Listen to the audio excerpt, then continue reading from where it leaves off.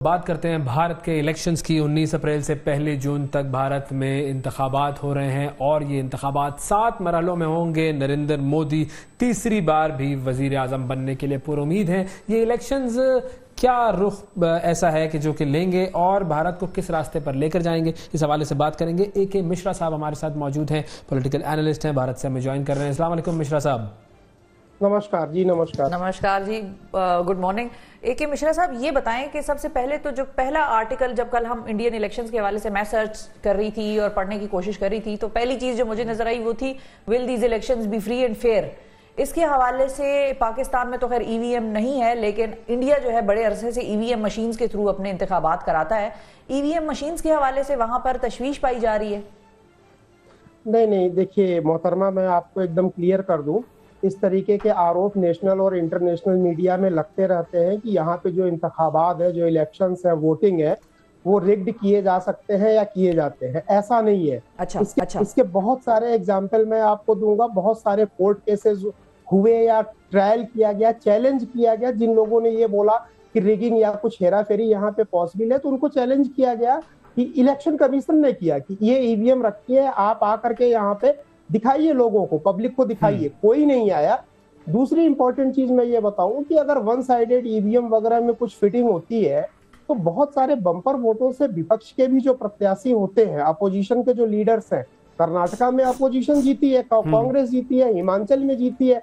अभी first phase की जो वोटिंग हुई है, तो एक मीडिया का ऐसा धड़ा, वो ये बोल रहा है कि भाई अपोजिशन जीतने वाली है, ऐसा उन लोगों को लग रहा है। अगर ईवीएम खराब है तो इस तरह की न्यूज नहीं आनी चाहिए कि अपोजिशन जीतने वाली है या बीजेपी के लिए सिचुएशन टफ हो रही है। तो ये र्यूमर्स है, we don't focus over this. सैकड़ों इलेक्शंस हुए हैं जब से ईवीएम इंट्रोड्यूस हुआ है। अगर रिगिंग होती, कोई हेराफेरी होती, तो कहीं ना कहीं ये चीज पकड़ में आ जाती। इतने लॉन्ग ईयर्स के लिए ये चीज कंटिन्यू नहीं हो सकती है सर। सही। अच्छा, ये बताइए कि जो पहला मरहला है उसके हवाले से आप हमें क्या बता सकते हैं, क्या उसका ट्रेंड रहा?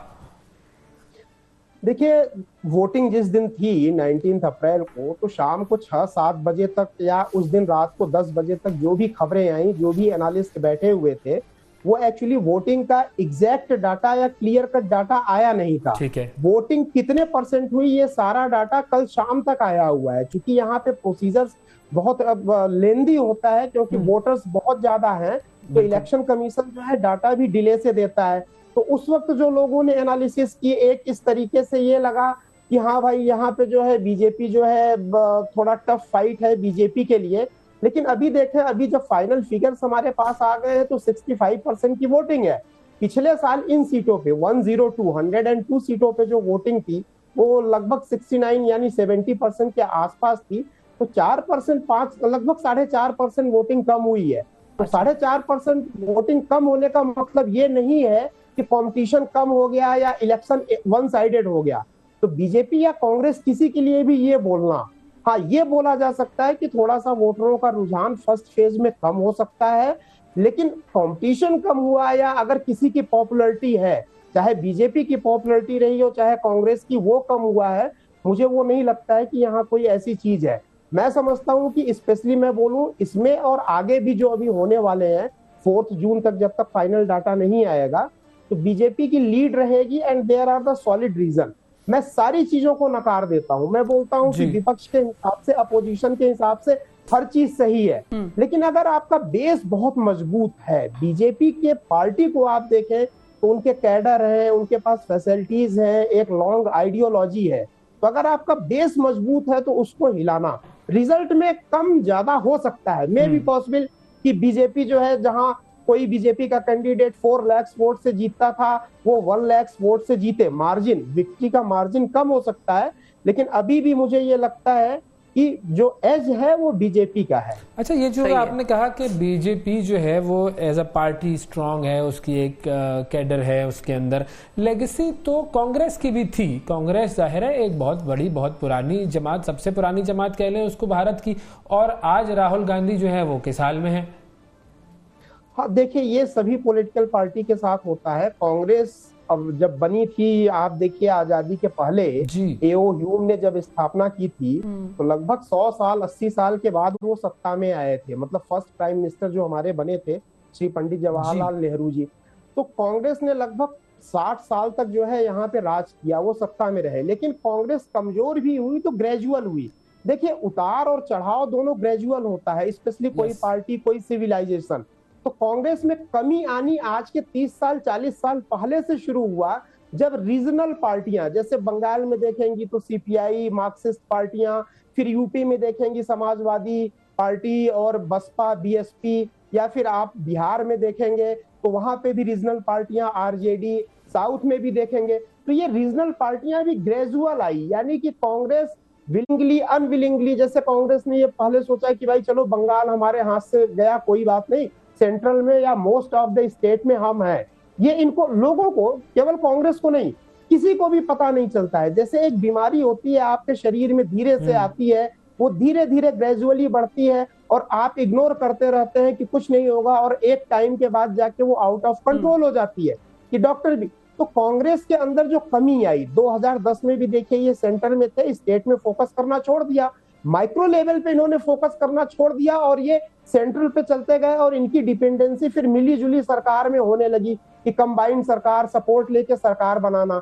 धीरे धीरे करके ये कमजोरी इतनी जबरदस्त हो गई कि अब उनको रिवाइव कर पाना मुश्किल हो रहा है। सही है। तो इस पूरी सूरत हाल में अब जो बीजेपी है उसकी माइक्रो लेवल पे पॉलिसी क्या है? क्योंकि एक तरफ शाइनिंग इंडिया का इमेज है और एक तरफ जो है वो हमारे पास जो माइनॉरिटीज के लॉज हैं वो दोनों आ रहे हैं, तो ये एक बड़ा कॉन्ट्रास्ट है। नहीं देखिए, मैं माइनॉरिटीज का मैं बहुत क्लियर कट आपको यहाँ पे दे दूं। यहाँ पे माइनॉरिटीज जैन भी हैं, बुद्ध भी हैं, यहूदी भी हैं, पारसी भी हैं, सिख भी हैं। मोस्टली अगर माइनॉरिटी, मुस्लिम्स भी हैं, लेकिन ज्यादातर हाईलाइट ये किया जाता है कि माइनॉरिटी मींस मुस्लिम, मुस्लिम मींस माइनॉरिटी, ऐसा नहीं है।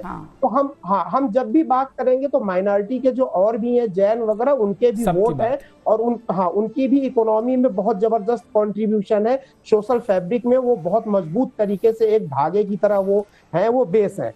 देखिए, माइनॉरिटी हो या कुछ भी हो, या कई कंपोनेंट, तो वोटर्स के कंपोनेंट अगर हम ग्रुपिंग करेंगे तो कई कंपोनेंट और कई ग्रुप्स बनते हैं। किसानों का बन जाएगा शायद एक, नहीं, किसानों का अलग जाएगा, फिर इंडस्ट्रियलिस्ट का अलग। अगर आप एज वाइज बनाएंगे तो यंगस्टर 18 से 25 साल का अलग जाएगा वोटर साइकोलॉजी के हिसाब से, वृद्ध लोगों का, एजेड लोगों का अलग जाएगा। तो क्लासिफिकेशन के कई पैरामीटर हैं वोटर्स के।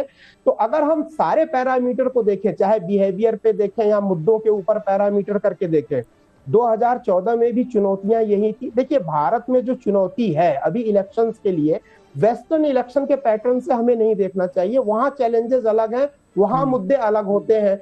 आप अमेरिका में इलेक्शन देखिए तो वहां, अमेरिका में आप देखिए, जब बुश थे तो इराक का युद्ध मुद्दा था। आज की डेट में ईरान और इन सब चीजों को वहां पे नेशनल मुद्दा बन जाता है। यहाँ पे मुद्दे सेम है, यहाँ पे मुद्दे डेवलपमेंट के हैं, रोटी कपड़ा मकान के हैं, बेसिक फैसिलिटीज के होते हैं, और वो मुद्दे सारी पार्टियों के लिए कॉमन होते हैं। 2014 में भी यही मुद्दे थे कि इकोनॉमी डेवलप करना है, हर आदमी को मजबूत करना है।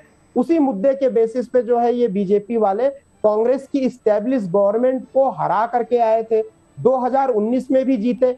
2024 तक, 2014 से 2024 तक बहुत सारे स्टेट में भी इलेक्शंस हुए और वहां पे भी मुद्दे ऑलमोस्ट घूम फिर के जो बंच होता है मुद्दों का वो सेम था।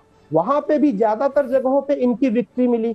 मैं इसीलिए बोलता हूं, देखिए, चैलेंज कितना भी टफ हो, लेकिन आपके अंदर स्किल है, आपके अंदर फैसिलिटी है उस चैलेंज को मैनेज करने के लिए, तो आप उसको मैनेज कर लेते हैं। ये एग्जाम्पल ऐसा है कि अगर पढ़ाई आपने अच्छी की है तो एग्जाम में क्वेश्चन पेपर कैसा भी आए, बच्चा या स्टूडेंट उसको सॉल्व कर ही लेता है एक लेवल तक। बिल्कुल सही है, बिल्कुल अब ये आम आदमी पार्टी क्या कुछ सॉल्व कर पाएगी इस बार या नहीं? क्योंकि केजरीवाल साहब के हवाले से तो प्रोटेस्ट भी हो रहे हैं कि उनको इंसुलिन नहीं दे रहे हैं, उनके तो तिहाड़ जेल के बाहर लोग खड़े हुए हैं। तो ये आम आदमी पार्टी कहाँ है? नहीं, देखिए, केजरीवाल साहब का अगर ये आरोप है कि उनको इंसुलिन नहीं मिल रहा है तो ये गलत चीज है। जेल में भी मेडिकल फैसिलिटीज, डॉक्टर्स की पूरी विंग होती है और वो तो हाई प्रोफाइल है, एक सीएम है तो उनका बहुत स्पेशल फोकस किया जाता है, बार बार विजिट करना, पूछना, हर चीजें। दूसरी चीज ये है कि आम आदमी पार्टी का कोई बहुत ज्यादा मुद्दा इसलिए नहीं बन पाएगा क्योंकि ठीक है, आम आदमी पार्टी बाहर तो अभी एक्टिव है ना, उनकी वाइफ ने अभी रांची में पूरा जो है कैंपेन किया, एक साथ लंबा चौड़ा भाषण दिया। आम आदमी पार्टी का क्या है, ये एक रीजनल पार्टी है, दिल्ली तक लिमिटेड रह गई। दिल्ली तक लिमिटेड रह गई। देखिए पैन इंडिया अगर देखा जाए दिल्ली से, तो आप ये मान के चलिए 2,500-3 हजार किलोमीटर तक आपका मैसेज पहुंचते पहुंचते बहुत वीक हो जाता है या नहीं पहुंचता है। तो पैन इंडिया अगर कवरेज करनी है तो उस तरीके के रिसोर्सेज, उतना स्ट्रॉन्ग बेस आपका होना चाहिए, आपके वर्कर्स, आपके कारकुन होने चाहिए, जो आप लोग उर्दू में बोलते हैं। वो चीजें है नहीं। केवल हवा हवाई कर देने से मैसेज पहुंच सकता है, सेंटिमेंट्स कुछ चेंज हो सकते हैं, लेकिन वो वोट में ट्रांसफॉर्म हो जाए ये कोई गारंटी नहीं है। इसके पहले भी आम आदमी पार्टी ने पूरे देश भर में घूम करके कोशिश की, लेकिन रिस्पॉन्स बहुत अच्छा नहीं मिला। ये चैलेंज रीजनल पार्टियों के लिए होता है। आप देखिए यूपी में सबसे स्ट्रॉन्ग 2 रीजनल पार्टी है, समाजवादी पार्टी और बसपा, मायावती जी की। ये इतने दिन हो गए, लगभग 20-25 साल 30 साल हो गए, लेकिन ये यूपी से बाहर नहीं जा पाए, क्योंकि भारत बहुत बड़ा देश है और यहाँ पे बहुत सारी विविधताएं हैं, मल्टीकल्चरल। बगल में राजस्थान है, लेकिन वहां का वोटर का टेस्ट अलग हो सकता है, यूपी का अलग हो सकता है, लेकिन राजस्थान में ये इस्टेब्लिश नहीं कर पाए, जबकि 30-40 साल हो गए। तो रीजनल पार्टियों का अपना दायरा, अपना लिमिटेशंस है। साउथ की पार्टियां नॉर्थ में नहीं कर पाई, नेशनल पार्टियों का अपना दायरा होता है। तो नेशनल लेवल पे इन्फ्लुएंस डालने के लिए बहुत मेहनत करनी पड़ती है। ईयर्स बैक आपको वहां पे खपाना पड़ता है, अपने विंग्स, अपने कारकुन, अपने ऑफिसेज, ग्राउंड पे काम करना पड़ता है, तभी जाके रिजल्ट्स आते हैं। तो अब जो नेक्स्ट मरहला है वो क्या है और कहाँ होगा? नहीं, नेक्स्ट मरहला के लिए भी लगभग 80 सीटों पे है। ये कमिंग अभी मेरे ख्याल से 26 अप्रैल को है, और वो भी बहुत, अभी देखिए इलेक्शन कमीशन यहाँ मैनेज कैसे करता है। ऐसा नहीं है कि एक दिन में किसी एक स्टेट को कर ले, सेंसिटिविटी बेस्ड वो सीट्स को बांटता है।